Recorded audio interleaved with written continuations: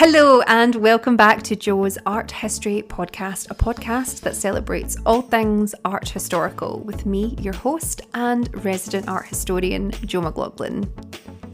Hello, welcome back. It is episode 64. This week on the podcast, I am joined by the wonderful contemporary surrealist painter, Rosalynd Byass, who got in touch to express her love of the surrealist painters, but how surrealism as a tool can really be used to track not only the human experience, but as a tool that can be utilised as a way of communicating mental health. Throughout this conversation, Rosalynd and I refer to an incredible essay that she has written when she was at university. It was actually her end-of-year dissertation, which is available to buy. So if you enjoy the conversation and you want to pick up a copy, there's a link to her Etsy page below where you can buy it. It's an incredible essay and goes into way more detail than what we do here in the podcast. But essentially, we take a deep dive into surrealism across art history. And of course, we speak about artists such as Frida Kahlo and Dali, and even the incredible Dorothea Tanning, to name but a few. It's a really wonderful conversation where we really look at the artists, their style, and what they were trying to communicate about their mental health and their experience as a human being at that time of creating their piece. I really love this conversation with Rosalynd. Her enthusiasm is contagious and it's a really incredible episode, and you're going to really love Rosalynd and what she brings to the table. So if you want to connect with her at the end as well, you'll find links to her social media and her website at the bottom, as well as a whole host of links where you can deep dive into the topic of surrealism a little bit more. So without further ado, sit back and relax as Rosalynd and I discuss and explore surrealism, the human experience, and using it as a tool for mental health. Enjoy! I've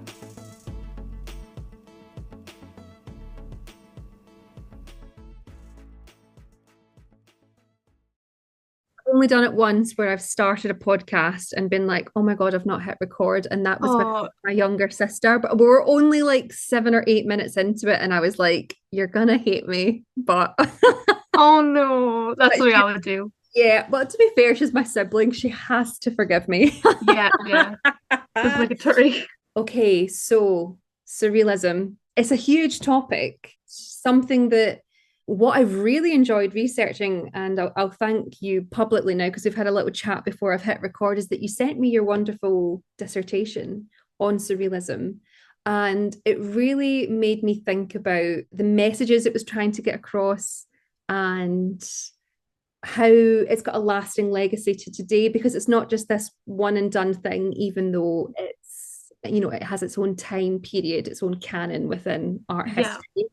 And I've learned lots and lots from reading it. So I'm going to like pick up on some of those things. But for people listening at home, could you give me just a brief explanation, big question now, what is surrealism? Well, Andre Breton started surrealism, and he wanted it to be, the main goal of it was like to free the mind, because he felt like that society was kind of blocked. I think because of the world wars as well, that didn't help, kind of blocking.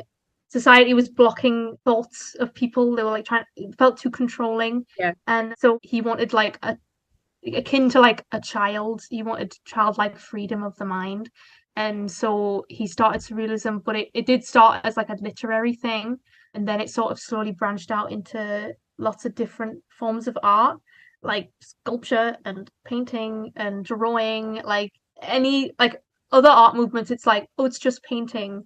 Like Cubism is just like painting. But surrealism was like everything. It could be anything, which I think is why it stands out as like a very interesting art movement, because it's so, there's such a spectrum of it, and it's not just this set of rules. There was like, I think he tried to put rules to it, but it's like it kind of defeats the point, that you just kind of have to like be free.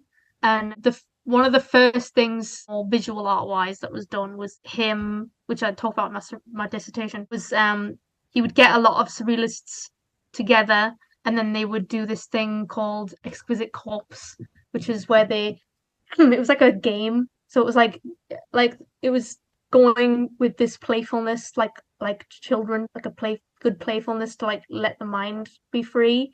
So it was like a game where one person, they would fold a piece of paper up into like, so like this is an A4 sheet of paper, and they would fold it in like quarters.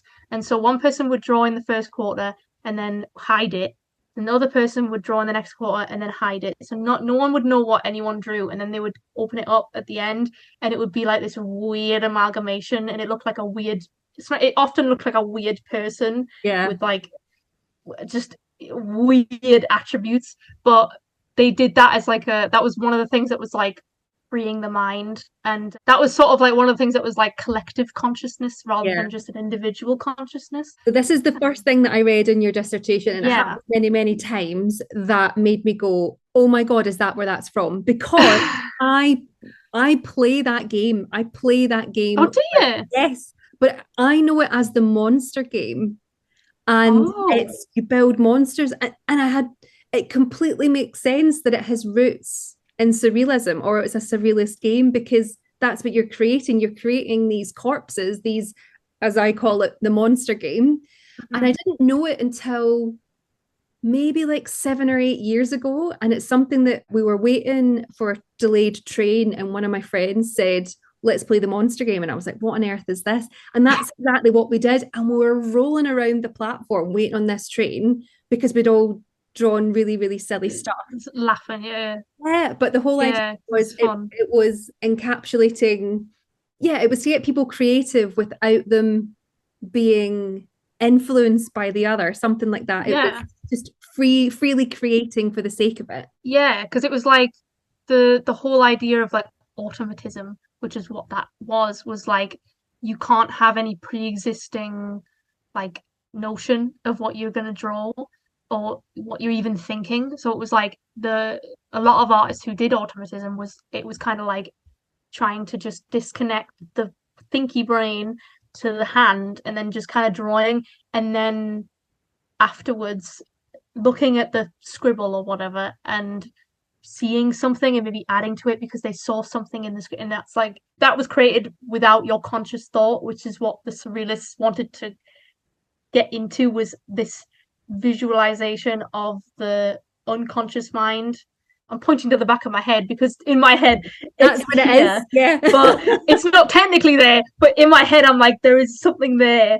But yeah, so it was, yeah, this idea of the unconscious, which is something that everyone kind of deals with day to day, which is why it kind of annoys me that when people just blanket statement surrealism as, oh, it's just dreams or it's just weird, because it's not. It's like the crux of my dissertation was that it is reality. It is even like it's not like it can't be taught. It's not like physical reality, but it can be. It's mental reality, and as we're learning in the last like decade, mental reality is very important, Oh my God. especially in terms of mental health.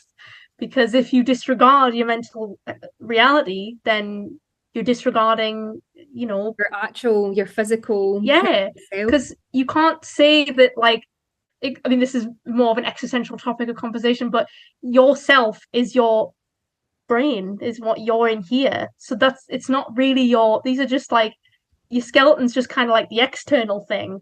So it seems insane to me when people do have, I mean, they're entitled to their opinion, but when they say like dreams don't mean anything or they disregard mental health, or it's just like, it's like that's the thing inside here in your brain is the most real thing to you. And I think that's why I think surrealism is so important, because yes, the paintings look weird.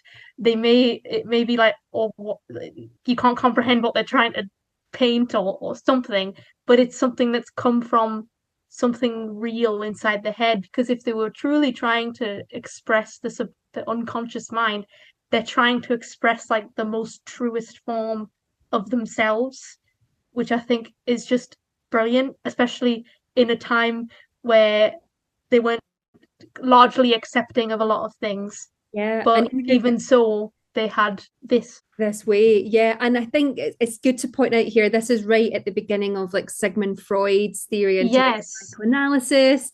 And even Sigmund Freud himself wasn't a fan of surrealism. He was like, I don't Yeah. understand what you're trying to do. He was like, that defeats the point. Like, that's what his whole thing. He's like, why you? Because he thought that accessing it was then, it's hard to explain, but like counterintuitive to the Yeah. operation of it, which I get. But yeah, so even he was like, what are you doing? I really love something that I'm going to pick up on something you said there about, the idea of your dreams and your subconscious and sort of showing that. And I agree with you. I also think dreams have meanings because everyone listening, regardless of what you think, you'll have had a dream at some point in your life that you've woken up from and you've been terrified from, or it's Yeah. upset you, or it stays with you for a couple of days. And you say to people, I had a wild dream last night. This happened and this happened. It's you yourself trying to tell you something in some sort of weird Yeah, and wonderful way. absolutely. And I think not the issue with surrealism, I think why people brand it as it's just a bit nuts, isn't it? Is because there isn't really a set style. And by that, I mean, if you think the Impressionists, you think that these beautiful, big, colourful paintings, they're really sort of blurred together. But when you stand back at the pictures here, Cubism, it's all about the cubes. Um, Abstract expressionism, it's abstract, it's a wee bit crazy. And also abstract expressionism, what I learned today was a follow-on movement to surrealism, which I was like, well, of course it is. Why didn't I think that? And the same with like surrealist pop, which I didn't think I again, like I said, I've learned lots and lots preparing to speak to you today. But yeah, so I agree with you. And I think initially when I came across surrealism at university, I was like, well, this is an absolute Uh-huh. what on earth am I looking at here? But actually, I think it kind of shows them as very emotionally intelligent people Yeah. for the time. And I love that they're like, you have to interpret it as the viewer. Like, there's lots of reasons and things. Yeah, I love that. It's like they can have their own, like as I discussed in my dissertation, they have their own like personal context is very vital in surrealism. But what's also very, very important is how the viewer sees it, because that's another facet of surrealism. That's what they wanted is like, as well as unlocking their unconscious and making this art, they wanted to unlock the viewer's unconscious by them looking at it and then having their brain kind of figure out what's going on. Because Salvador Dali did that in a multitude of his paintings.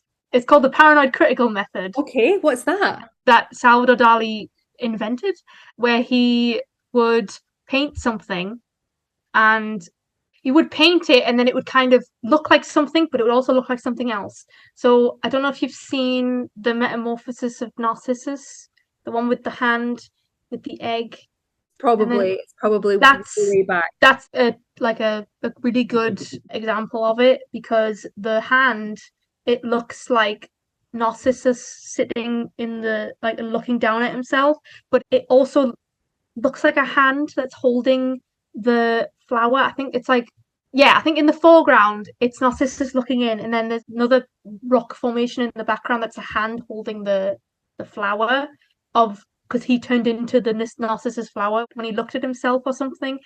I Mm. think that's how the myth goes. Yes, yes. So it's kind of by on this static image, he's shown the story of Narcissus with these two reflecting kind of rock formations that look like each other. And there's also like that painting of his wife Gala, who was a muse that he often had in his paintings. Everyone's probably seen it, where she's fit. It's her back and it's her hair, and then there's another version of her in the background where it looks exactly like her, but she's made of like building parts. So it's like a building, but it still looks like her. So that's the paranoid critical. It's like it looks like something, but it also looks like something else, which is like sort of firing the unconscious stuff in your brain. But so yeah, that's also another a key thing in surrealism is not just the artist looking at it, it's also the audience, what they interpret from it, Yeah, which and is very important. I think it's interesting as well to note that surrealism, I mean, correct me if I'm wrong here, the crux of it happened in France, but surrealist artists were operating in Germany. They were operating essentially when the World War II happened, a lot of them were displaced, moved to America or Mexico and formed sort of new sort of groups and things there. But someone like Frida Kahlo, for example, who you speak so beautifully about in your writing, I would never have thought of Frida as a surrealist. And I don't know why. But I think it's because, as you say, I know the story of Frida and it's her painting her experience, even though what she is what she is painting is exceptionally surrealist in style, if you will, which yeah. So that's made me really, really think. Yeah, I think when I researched surrealism, I was like slightly surprised because we all know about Frida Kahlo, and I was like, oh yeah, she didn't self-identify as a surrealist because she believed that surrealism was about dreams and she did not paint dreams, but that's not be true. But despite the fact that she did not see herself as a surrealist, you can still kind of categorize her as a surrealist because the things that she did were quintessentially surrealist, but I just find it so fascinating that she wasn't even connected with the movement at all, but she just produced these paintings that were like, some of them are like Salvador Dali-esque. It's like with the like floating things, imagery and the compositions, and the fact that she naturally was like visualizing like the broken column where it's like her broken spine is like a broken column in it. Like it's just so fascinating. Also very powerful as well, particularly for when they were painted, because that was not what was a traditional high art style. It must have been quite rebellious, not quite, it was very rebellious to what you would have been told and expected to paint. And that you mentioned Henry Ford Hospital, which I think is one of Frida's most haunting images. And even I just feel so sad when I look at it because there's a loss there that I myself can't comprehend, but I can empathize with because there's so much pain. Even the wildly, oh God, what's the word I'm looking for here? It's non-traditionalist in terms of like what a bedside painting would look like. Again, it's very surreal, as you say. It's got its floating elements, lots of, there's flowers, there's a womb, there's some sort of iron cast. She's in a bed. Yeah, it's a really, really powerful painting. Yeah, and she's in a like a barren landscape, which is a thing that Salvador Dali did often in his paintings, where it would just be a barren desert landscape because that was like the foundation of building a landscape of the unconscious. So I find it so fascinating that she did that in that piece because I think it Mm. definitely emphasizes, because this is obviously it's all this pain, like unimaginable pain that she's going through, and it's kind of showing the like the mechanism of what her brain was doing at the time, because her brain, that's probably all she was thinking about was just this horrible pain, and that painting is just that, the horrible pain she was experiencing. And like, yes, she didn't paint dreams, but she, as we said, like as I argue, dreams are a part of the human experience. So it doesn't matter if you're painting about dreams or actual real things that happen to you, like trauma or something like that.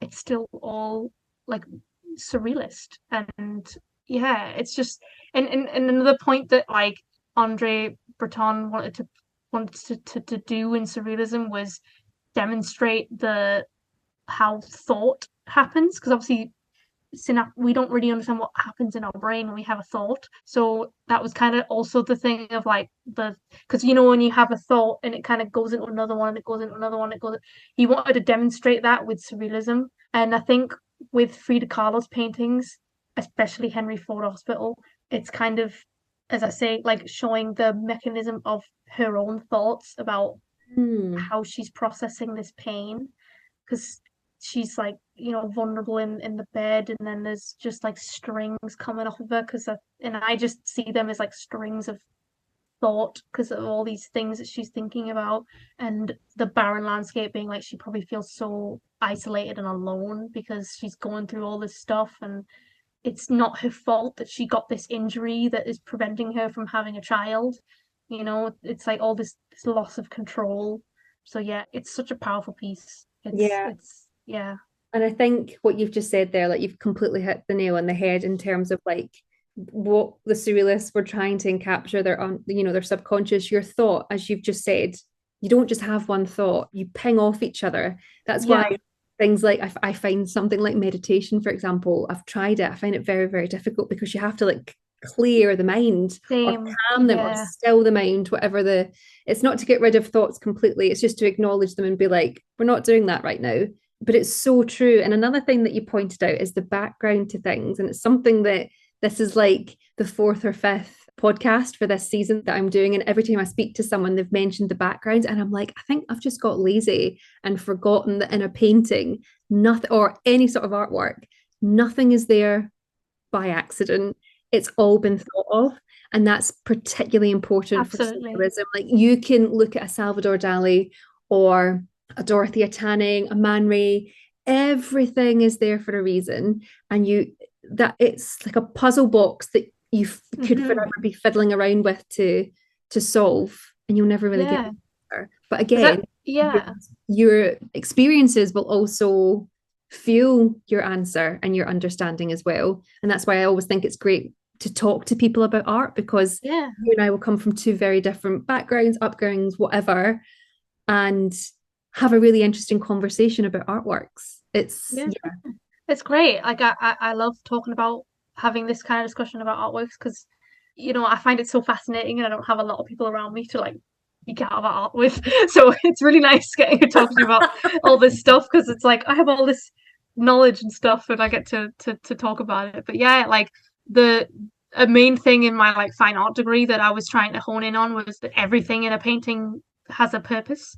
And I was really like beating myself up over like, am I putting this in the painting because it needs to be in, or am I just putting it in because it's like an extra? So I've really tried to like simple is better when it comes to a painting often, and that's what I've tried to hone in on my own practice, but also looking at like surrealist. Like I think if someone looks at a surrealist painting and then like it's very overwhelming because it's lots of weird stuff going on. It can be like very you don't know what to think about it.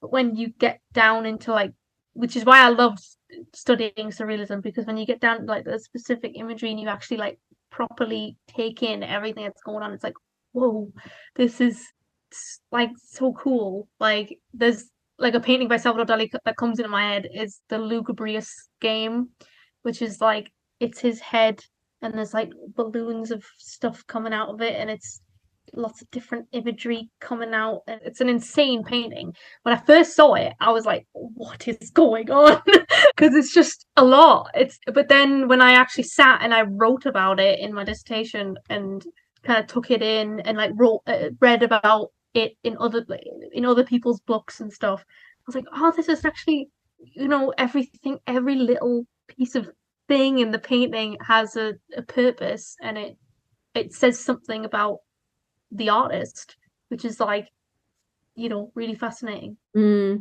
you know, I'd never come across that painting before, actually. When I was reading your dissertation, it was the first time that that I found it. And I agree with you. It's one of these things you're like, whoa now. Yeah, what is going on? Yeah, because again, even the background, again, barren landscape, but then there's like this This um weird statue with a big yes, hand. this huge hands, but the statue's covering his face with the other hand that's normal. This Yeah, statue that seems to be handing him something to like wipe his yeah. face in the heat.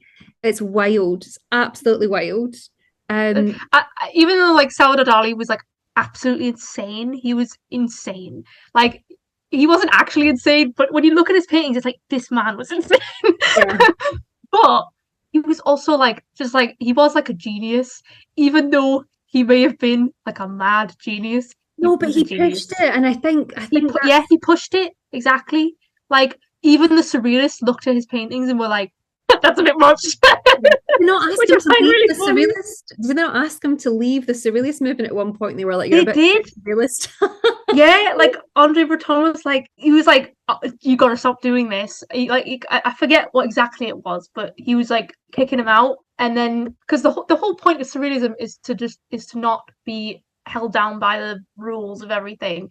But for some reason, Breton was still like, "No, you've broken this rule," which was like insane.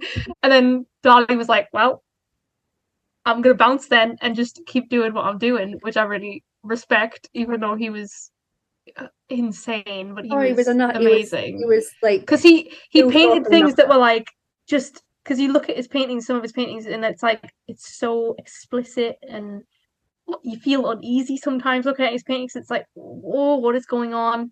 But it's like that's exactly what the point of surrealism. That's why it existed, was that people could paint stuff like that. And I think it was important for like the women of the movement as well to have that, Yes. because they obviously, since forever, women have been put down and told to shut up. Yeah. So And to do have, how to looking at the female artists of the movement, it's like, wow, they actually like got their voice out, even if it was just through these paintings. Because even in surrealism, there was kind of some sexism, because yeah, because the like group of the movement was mostly men, and even though Breton tried his best to be like, oh, women need to be creative, he still was like had this idea of like the idealized woman of like, oh, she's a erotic symbol or a goddess or something else. Like it was too perfect and too, it was just, it wasn't get taking in consideration the actual feelings of women, which is why I love looking at, even though I love Salvador Dali and all the male surrealists, it's refreshing looking at a female surrealist, especially like Dorothea Tanning, because yes. it's like seeing a woman's kind of perspective on it. There is like a, it's hard to explain, but there's another level of something in the woman's artwork of surrealism, I feel like, because they're this the female experience is like so, I don't want to say different, but like because they were kind of put down, the fact that they were getting it out through art, there's something special I think about Yeah. the female surrealist Yeah. art. And there's something about Dorothea Tanning, especially because her works, there's a darkness to some of them as well, actually, that I find really Mm. interesting, and a darkness that captures my imagination more so than some of the male works. And what I also love is that she paints sort of execution wise, very like hyper realistic. She is a fabulous draftswoman, Mm. painter, artist in her own right. And then she takes this movement, again, dominated by men, and completely turns it on her head. And because Ernst completely fell in love with her and became obsessed with her. And I think he left Peggy Guggenheim to be with her, Yeah. because her artworks were so powerful. And there's a really, really famous one of two young girls on a staircase. Eine kleine Nachtmusik. Yeah, eine excellent pronunciation. I know German. Yeah. And it was so wonderful to see that included and discussed in your writing Yeah. as well. Like, Oh what, yeah. yeah, I mean, tell us a little bit about Dorothea and that piece and what she's trying to do. Yeah, well, in my dissertation, I was like, it is vitally important that I look at an equal part of male and female surrealists. There is, you, even though a lot of the famous male surreal, the male surrealists are the what that comes into your mind. I was like, I need to look at the female ones. But yeah, Dorothea Tanning, she, as you say, like she painted hyper realistic, but she kind of she liked the strangeness of dreams, and she took from her, she didn't like Freudian symbolism at all. She made her own, like, which I really respect. So like in Eine kleine Nachtmusik, there's like a big sunflower that looks like it was like attacking the girls. So it reads as like a weird dream, but she's like brought it to life in a hyper realistic way. But it looks like just like a crazy dream, because you know when you have those dreams where lots of weird stuff happens. That painting always looks to me as like just this crazy dream that doesn't make sense. And the sunflower kind of comes into other paintings, like the mirror, where it's like a sunflower woman looking into a sunflower mirror. So it's kind of like the sunflower has something to do with like her female identity as well. But she was American, and she also came from that thing of from the Midwest. The sunflower was like a part of her childhood. So there's like a lot of like childhood memories tied to her paintings. And like the one of my favorite ones, The Birthday, which is where it's a self-portrait and she's standing there in front of lots of doors. I love that painting. She's kind of being very vulnerable because she's like half naked, but she's got like a weird dress on, and she's kind of looking at the into the camera, into the like looking at the viewer with this kind of I don't even know what expression it is, but the outfit that she's wearing is like tied to her childhood because her mother dressed her in like similar things, and the doors, she said that she lived in an apartment with lots of doors, and that's where that came from. So it's like she's tying like dreams and memories and like her personal feelings into her paintings, because there's also a sense of like growing up in her paintings as well, like the in Eine kleine Nachtmusik, where the two children. I mean, this is my interpretation, but it kind of seems like this could be also like the fears of growing up, because they're like tackling this. They've clearly like had a fight with the sunflower, and the sunflower being like intrinsically into her being. It could be signaling to maybe a struggle in terms of growing up into being a woman. And then there's like a door ajar in the background, which could be like the fear of the unknown, because growing up is a big, going to the future is a very unknown thing. I'm just going to jump in. I took the cracked door as like, do you know when you were little and you had a nightlight to save you from the dark? Or Oh like yeah, dark. So still having that 1 foot in childhood and the light's still there, maybe like moving away from like your family and your parents and your comfort, and then also becoming a young woman.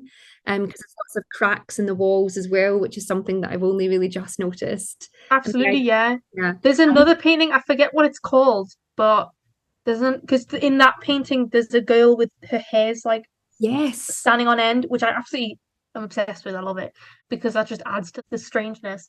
But there's another painting of like the same girl, but her hair's getting sucked into like a weird vortex in the wall.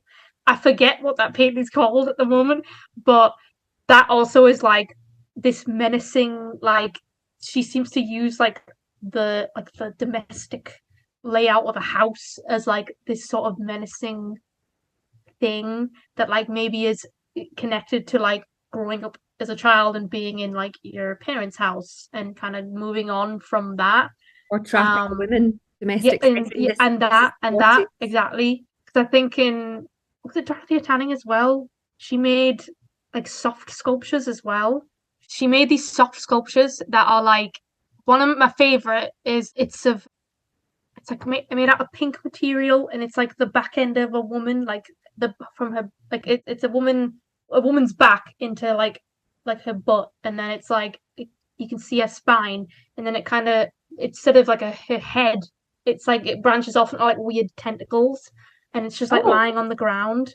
And she did other ones where it's like women's bodies tied into sculpture, where it's like a woman's body coming out of like a seat or a cushion, or coming out of the wallpaper. So she did like in like installations and sculpture that were all to do with like a woman's body emerging from some sort of domestic thing, which I think also emphasizes this idea of like the female kind of being trapped in a domestic. Yeah. Well, I've never heard of these sculptures, so yeah, they're really good. Another thing that you've taught me tonight. So, for anyone listening at home, everything that we're talking about, I will put an image up on my highlights reel on Instagram, which is what I normally do.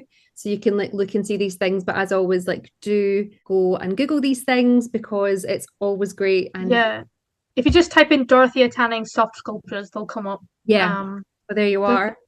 While we're on the object, or while we're on the subject rather of sculpture, you have a chapter dedicated to surrealist objects, which I found really like, oh my God, I must be the worst art historian ever. I've never really thought about it like this, because when I think surrealist sculpture, the first thing I think of is Salvador Dali's lobster phone. Oh, I love the lobster phone. Unpopular opinion, I love the lobster phone. I think it's hilarious, and like it's in Tate. If anyone's based in London or going to London, you can see it in Tate. It's in, and I'll share an image of it as well after this podcast. Can you tell us a little bit about the surrealist object? Like what was, because as we've said previously, surrealism encompasses lots of different mediums, and the object was one as well. So with the object, I think it started with this idea of by Breton, who he was interested in the manufacture of objects that people found in dreams. So that it Mm. would bring the dream into the physical world, and it would kind of then be a symbol of like evoking this confusing, I don't know, Subconscious aura. thing. Yeah, Yeah. looking at this weird object. And I mean, in the previous movement of Dada, they made objects like I'm sure everyone knows about the Marcel Duchamp's urinal that he turned upside Yes. down and signed. That's one of the Dada objects. So it kind of came from that as well.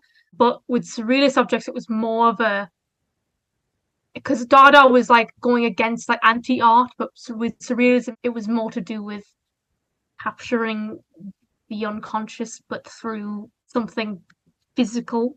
And yeah, like I think the maybe one of the most famous objects is the fuzzy cup. That's like the one that comes into my head immediately when I think about Yes. objects. Merritt So Oppenheim. yeah, I always, for some reason, think this is a Duchamp. I always. And then I'm like, no, it's not Duchamp. And it's terrible because it's a female surrealist.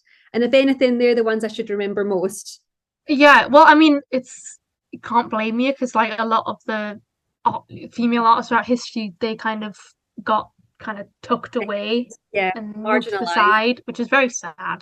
But Merritt Oppenheim was like quite a like a prominent figure. yeah prominent figure in surrealist objects because she made that the most famous one, which is well one of the most famous one I think anyway, because that's the one that I think of. But it was like because the main thing about surrealism was desire, and I think making things into objects kind of more encompassed that than 2D mediums because it was actually like tactile, especially with like the fuzzy cup. It's called fur breakfast, I think. Yeah, I keep calling it just the fuzzy cup.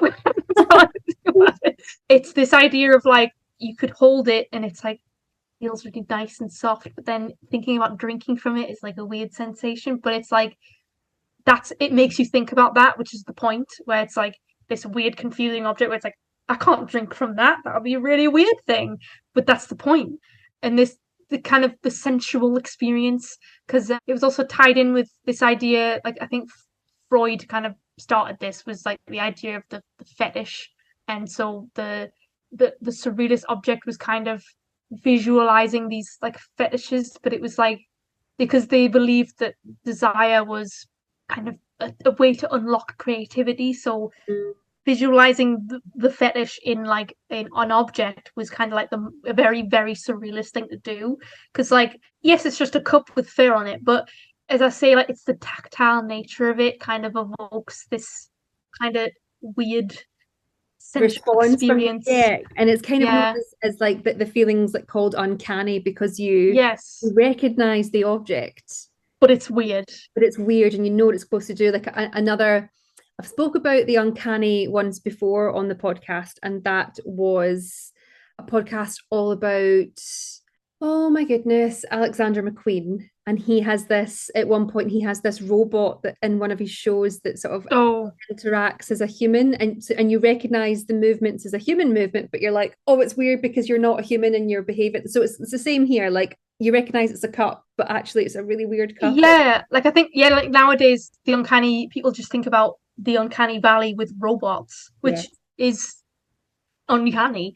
Yeah. But it did start with Freud saying like he I don't think he invented the word uncanny, but he used the word uncanny to describe these things of like this weird disconnect between this is something I recognize, but there's something weird about it. It's that unsettling feeling. So yeah, that was one of the things that surrealist objects were trying to do was this weird unsettling feeling of because they believed that triggering that feeling would then trigger the unconscious into like kind of doing something because it's like putting you in this state of uncomfortableness Yeah. to kind of like just yeah like I don't know forcing you to confront this uncomfortable feeling and that would then inspire something in your brain to kind of do something. I think what surrealism is really good at doing is making you present, even if for a moment before sort of losing you, because you have to be present in order to really sort of pick apart what they're trying to do. And Mm-hmm. the power it has to make you feel certain things, even if that is confusion and to shock. That was kind of the whole point. It was to evoke Yeah, responses from people. that's like the something that I try and remember is that like they wanted to shock people, and that was the point. Because if you weren't getting shocked, or you weren't like confronting the images, the whole thing that it was, then it wasn't doing its job, and there was no point. Because surrealism was basically a protest to like the way people were thinking. So in my work now, I'm always like, I want to kind of follow in their footsteps in terms of, because social media wants to censor everything. It's very annoying because art has always been this thing that's like you're showing something vulnerable, it's not censored, that's the point. But now that like social media wants to censor everything, and it's horrible. And by that I mean just like, obviously censorship is, there's a time and a place, but with me just painting a female and then being like it's sexual, it's very annoying, because I don't, it goes against my values as an artist to censor something, because that defeats the whole entire purpose of it, And it's especially surrealism. It's a very Victorian view of things as well. If it's Yeah, a naked woman, it's obviously a racy connotation. but a male nipple, that's totally fine. Oh yeah, can't get enough of them. But there, you mentioned very briefly in your writing as well, and again, it's something I'd never really thought of, that the surrealists not objectified women, but women were very much depicted. And there's this whole quite dark underlining thing, them being quite interested in like women and hysteria in particular. Yes, yeah, like, yeah, there was this, like as I touched on before, it was this had this like, they had this like theory about women, because it was a male Mm. dominated movement, so they kind of viewed the woman as this like way to like open creativity. So they weren't really seeing women as women, they were kind of seeing them as like Mm. the way to kind of express everything, Their which is desires. fair, Mm. but it often turned out to be for them to like, yeah, like objectify them. And this like kind of beauty, like, I like the idea of like there's beauty in madness, but in the context of sometimes Breton, had this, he wrote like a novel. I've never read the novel, but I've read about it. He wrote a novel called Nadia, where he kind of, it was a story about him falling in love with this woman who had clearly mental health issues, Mm. and he kind of romanticized that, and it's very weird. So there's kind of, yeah, there's this problem with them romanticizing women being mad, which is very weird and a bit problematic, because yeah, they kind of don't see women as people. They're kind of seeing them as this, as Object. like god object, like goddess of, oh, we can use this to get our creativity to the peak of its, yeah, it was just, it's a bit gross to read about, because it's like, because it's just like, oh, that's not very nice that you're kind of romanticizing this idea of women being mentally unwell. Having a breakdown. And yeah, and back then they didn't understand, like, hysteria. They thought hysteria was your Yeah, woman going for a walk every now and again, or it was related to like the moon cycles. There was so many, and actually within art history, there's a very interesting canon of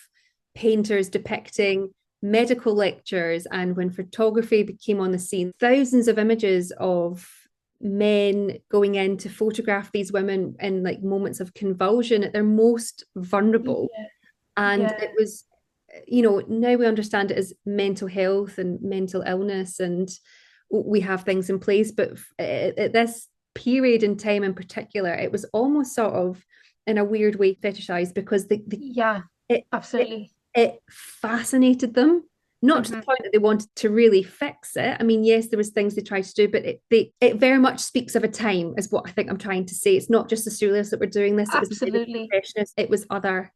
It was other individuals as well, which actually could be quite an interesting podcast in itself, like hysteria depicted throughout art history. I think there's a quote from, you said the word convulsive, and it maybe Breton said, well, wrote in the novel Nadia, beauty will be convulsive or it will not be, which, like, it can be read by one or two ways, because like there's a photo by Man Ray that kind of exemplifies the fixed explosive, which is this idea of like something exploding with movement, but it's also a fixed thing. So that like there's a photograph that he did of a woman like kind of whipping around and her skirts are flying and it kind of looks like she's exploding, but she's just dancing. But it's like that was like a visualization of this like convulsive beauty because it's like she's being erratic, but she's also like it's also beautiful. So on one hand, I kind of like the idea of like convulsive beauty in the terms of like kind of what I do in my art, where it's like I'm turning my struggles into something productive and helpful and therapeutic. But in the context that he was kind of saying, it was kind of like, yeah, he was, yeah, he like romanticized this idea of This uncontrollable women. yeah. Yeah. Or like a woman's struggle as Yeah, inspiration for his gain. yeah, because it kind of reads as them looking at, as I say, looking at women as kind of not like them, which is very not nice. And yeah, like this idea of expressing and trying and using desire to fuel creativity is something that I really like and I'm really fascinated with because that's kind of what I do as well. And I think that's kind of what all artists do is it comes even if it's not desire in terms of like sexuality or anything. There's a desire something to kind of make you make a painting.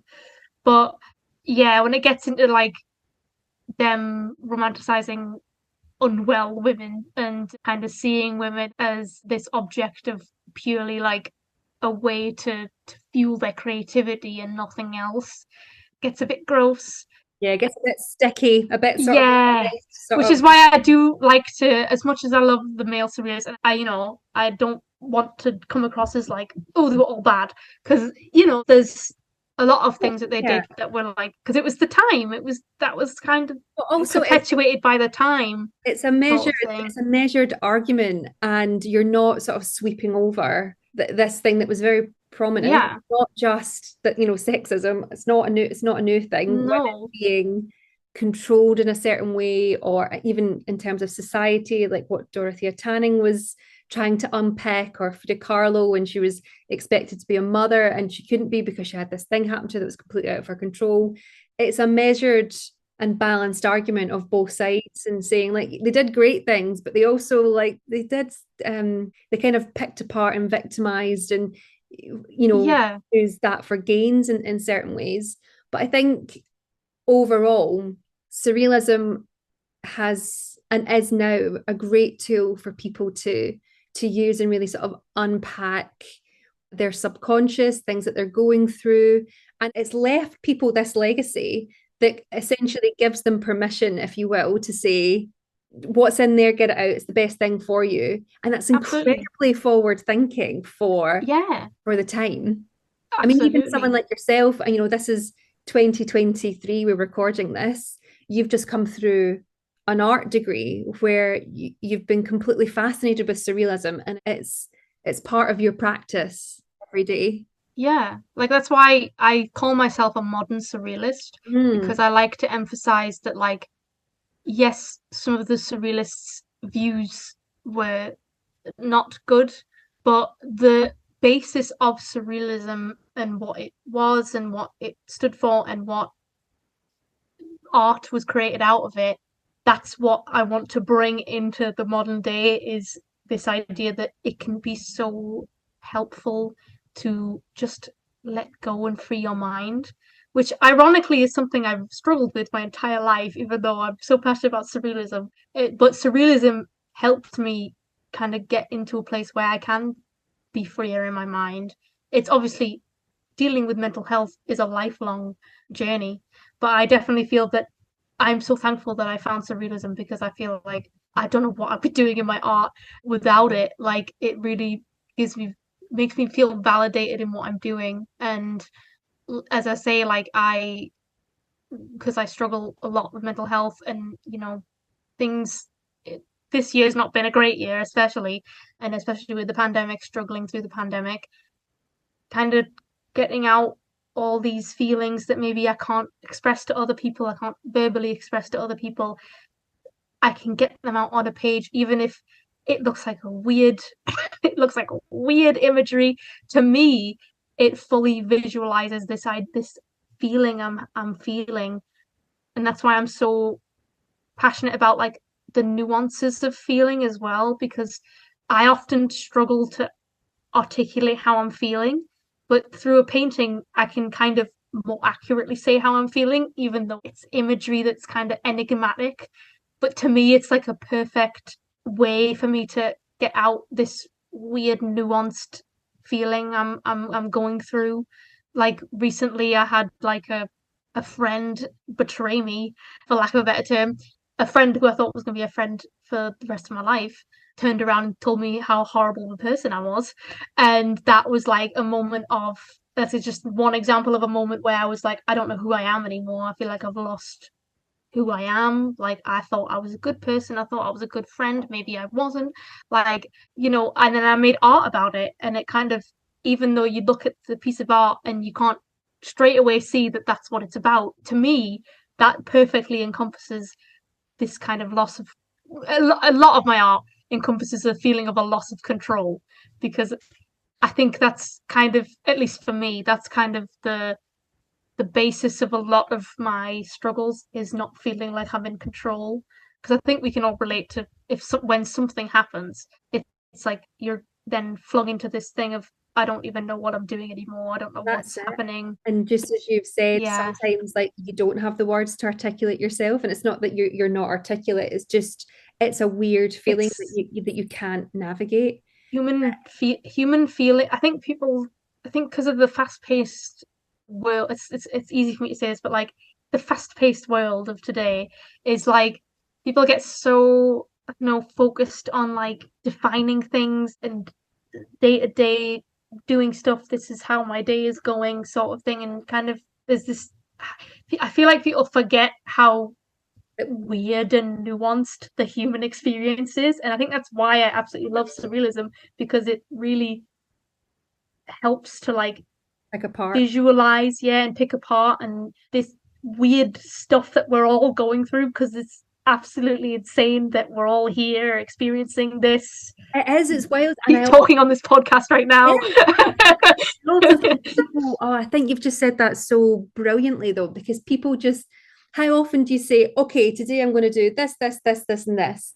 And Yeah, something happens to you emotionally that throws you for the rest of the day. yeah, You're like, well, now I don't want to do anything, but I have to do all these things. Other like yeah, it's like as you say, being existing is complicated, and yeah, you don't all have to share the same experiences to empathize with that or understand. yeah, And that's something I said to you when I looked at your work earlier. Like I didn't read anything about it, but I took a story from it and I could empathize in certain ways.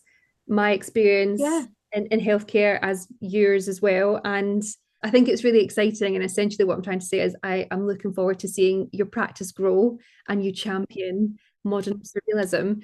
It's been so fantastic to have you on. Thank you so much thank for, you so much for having oh me. my gosh, time. It's been fab. As I said, I have learned so much looking over like your fabulous dissertation and where it sort of led me in my own sort of thought process. So thank you so much.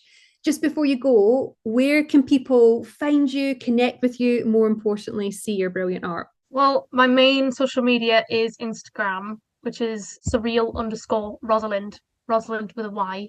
That's where that's my main social media. I post everything I'm doing about my art there.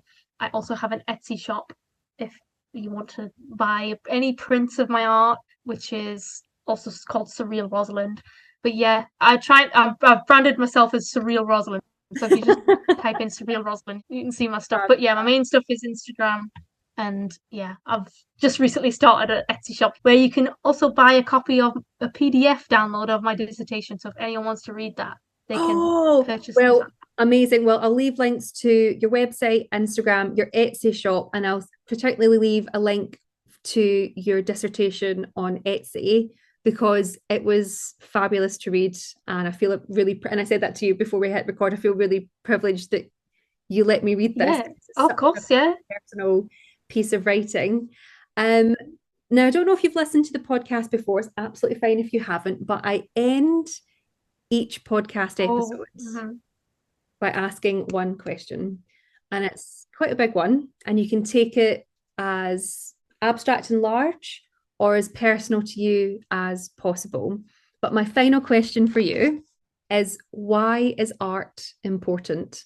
I think it's important because the human experience is so weird. Like our consciousness, we kind of perceive things as like this is normal, but when you think about it, everything that we do, everything that's around us, the fact that we're in a spinning ball in space is insane.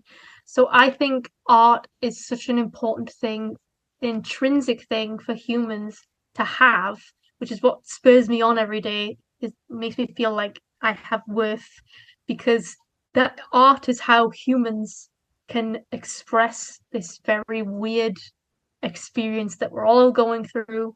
Anything to do with it, whether it be the physical things around you or the things inside your head or your dreams or anything, anything to do with the human experience, which is everything of the human experience, even if it's not real, it is because it's part of the day-to-day living and how you live your life. So, yeah, art is essential to human life so we can continue to look at it and dissect this weird journey that we're all on because it's insane. Oh, I love it. I love it. That's such a great way of, yeah, it is so important to like help you pick things apart. And I think that's what the surrealists are great at doing. Yes, absolutely. Yeah. Oh, thank you so much. That was a perfect answer. Thank you. Yay. Amazing. Thank you so much. Have a good Sunday. You Bye. too. Bye. And there you have it, another episode of Jo's Art History podcast. If you've enjoyed the show, please make sure to like, rate, and subscribe. It does really help in letting other people find us. You can listen to Jo's Art History podcast on any streaming platform, and you can also watch it in a video format on YouTube. If you would like to support the podcast in any way, I have now released an Amazon wish list, which you can also find in the show notes below. This will allow you to donate in part or purchase in full an art historical text that is of interest to me and that will help in research towards future episodes. And it would be really wonderful if you've listened to quite a lot of these, if you could buy that as a way of marking patronage towards the podcast. That would be brilliant. If you would like to get in touch, please do. It's always lovely to hear from people. You can email me, joesarthistory@gmail.com, or you can get in touch with me via Instagram, which is @joesarthistory, or you can search for my name, Jo McLaughlin, via Instagram and you will find me there. That's all we have from the podcast this week. Thank you so much for listening. Once again, I'll remind you to keep learning and remember, art is for all. Bye.